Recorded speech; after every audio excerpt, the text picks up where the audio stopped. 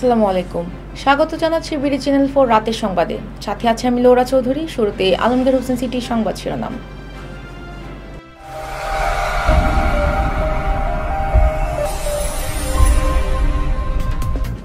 কিশোরগঞ্জে অস্ত্র দিয়ে অন্যকে ফাঁসাতে গিয়ে 2 জন গ্রেফতার।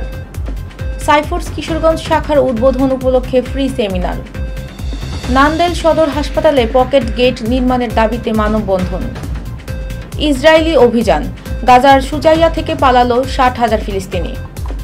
বিশ্বকাপ মিশন শেষে দেশে ফিরেছে বাংলাদেশ দল। শুনছিলেন আলমগীর হোসেন সিটির সংবাদ শিরোনাম। এবার বিস্তারিত। অন্যকে ফাঁসাতে গিয়ে র্যাবের হাতে ধরা পড়ে 2 যুবক।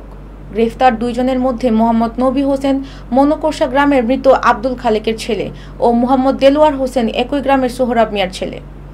গতকাল দিবাগত রাত 1:45টার দিকে কিশোরগঞ্জ সদর উপজেলার করশাকড়িয়াইল নতুন বাজার এলাকায় ঘটনাটি ঘটে। তাদের কাছ থেকে উদ্ধার করা হয় একটি পাইগান, একটি চাইনিজ কুড়াল ও একটি চাপাতি। সাইফোর্স কিশোরগঞ্জ শাখার উদ্বোধন উপলক্ষে ফ্রি সেমিনার অনুষ্ঠিত হয়েছে। আজ সকালে জেলা শিল্পকলা একাডেমিতে সাইফোর্স কিশোরগঞ্জ শাখার উদ্বোধন উপলক্ষে আলোচনা ও ফ্রি সেমিনার অনুষ্ঠিত হয়। এতে প্রধান অতিথি ছিলেন সাইফোর্স প্রাইভেট লিমিটেডের প্রতিষ্ঠাতা পরিচালক ও ঢাকা বিশ্ববিদ্যালয়ের আইবি এর সাবেক শিক্ষক সাইফুর রহমান খান।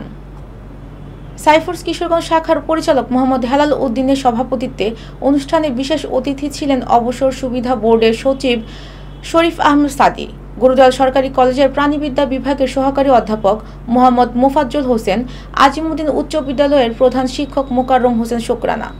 আলোচনা শেষে সাইফোর্স কিশোরগঞ্জ শাখার উদ্বোধন উপলক্ষে ফ্রি সেমিনার অনুষ্ঠিত হয়। ময়মনসিংহের নান্দাইল উপজেলার সদর হাসপাতালে মূল ফটক থাকা সত্ত্বেও মুমূর্ষু রোগীদের জন্য দ্রুত চিকিৎসা সেবা পেতে পকেট গেট নির্মাণের দাবিতে মানববন্ধন করা হয়েছে। উক্ত দাবি বাস্তবায়নের লক্ষ্যে নান্দাইল উপজেলা পরিষদ চেয়ারম্যান ও উপজেলা আওয়ামী লীগের সাধারণ সম্পাদক আমিনুল ইসলাম শাহান সহ প্রশাসকের বিভিন্ন দপ্তরের আজ স্মারকলিপি প্রদান করা হয়েছে। এবার জীবনদীপ হেলথ সেন্টার আন্তর্জাতিক খবর।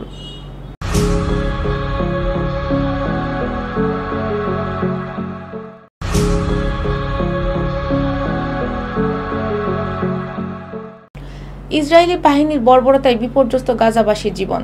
এবার একদিনের মধ্যে উপত্যকাটির পূর্বাঞ্চল ও উত্তর পূর্বাঞ্চল থেকে বাস্তুচ্যুত করা হয়েছে কমপক্ষে 60,000 ফিলিস্তিনিকে।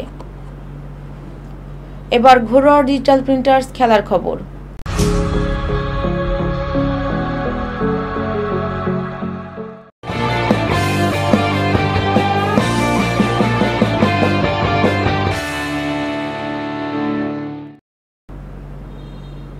গত 24 জুন আফগানিস্তানের কাছে হেরে সুপার 8 থেকে বিদায় নেয় বাংলাদেশ। এরপর কিছুদিন ক্যারিবীয় দ্বীপপুঞ্জে কাটানোর পর শুক্রবার দেশে ফিরেছে বাংলাদেশ দল। দর্শক, এই ছিল বিডি চ্যানেল 4 রাতের সংবাদ। পরবর্তী সংবাদ দেখার আমন্ত্রণ জানিয়ে আজকের মতো এখানে বিদায় নিচ্ছি। সবাই ভালো থাকবেন, সুস্থ থাকবেন এবং নিত্য নতুন সংবাদ পেতে বিডি চ্যানেল 4 ফেসবুক পেজ ও ইউটিউব চ্যানেলের সাথেই থাকুন। আল্লাহ হাফেজ, শুভরাত্রি।